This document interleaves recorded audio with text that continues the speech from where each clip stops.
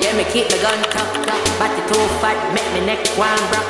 4 or 5 gal and out of all black. 4 or 5 gal and out of all black truck. Shawty tryna fuck with me, I said you out of luck. One wrong. Il s'appelle John Marvin Steele, né le 29 novembre 1912 à Metropolis, dans l'Illinois. Il sert dans la 82e division aéroportée américaine lors du débarquement. Dans la nuit du 5 au 6 juin 1944, les troupes alliées lancent l'opération Overlord, le plus grand débarquement militaire de l'histoire. L'objectif, libérer l'Europe occupée par l'Allemagne nazie. Avant même que les soldats ne posent le pied sur les plages de Normandie, des milliers de parachutistes sont largués dans l'arrière-pays pour préparer leur arrivée. Parmi eux se trouve John Marvin Steele, un soldat américain de 31 ans, membre du 505e régiment de parachutistes, dans la 82e division aéroportée. Il est déjà un vétéran aguerri. Il a combattu en Sicile et en Italie, et a été blessé. Mais cette nuit du 6 juin 1944 va faire de lui une légende. Alors qu'il survole la commune de Sainte-Mère-l'Église, dans le Cotentin, John Steele saute de son avion comme des centaines de ses camarades. Mais son saut ne se passe pas comme prévu. Son parachute est mal orienté et un éclat d'obus ou une balle le blesse au pied en plein vol.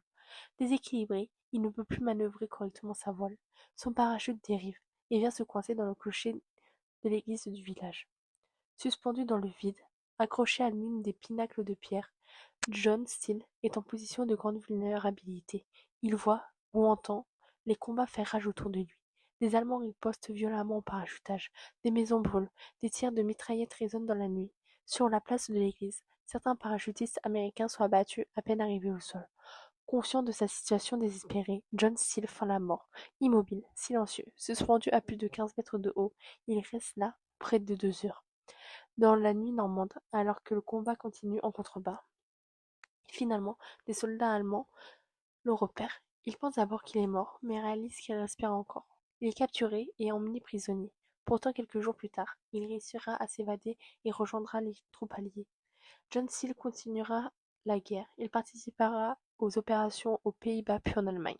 À la fin du conflit, il retourne aux États-Unis, mais son attachement à la Normandie est fort. Il reviendra plusieurs fois à Sainte-Mère-l'Église, toujours accueilli en héros. En 1969, la ville lui décerne même la citoyenneté d'honneur. Aujourd'hui, son histoire est immortalisée. Un mannequin suspendu au clocher de l'église rappelle la scène. Des vitraux à l'intérieur rendent hommage aux parachutistes. Le musée Airborne, tout proche, raconte leur rôle décisif dans le débarquement. John Steele est décédé en 1969, à l'âge de 56 ans, mais son nom est gravé dans la mémoire de tous ceux qui visitent Sainte-Mère-l'Église. Il est devenu le symbole du courage, de l'endurance et de l'absurdité, parfois tragique, de la guerre. Souviens-toi de John Steele, l'homme qui a vu l'histoire du haut d'un clocher.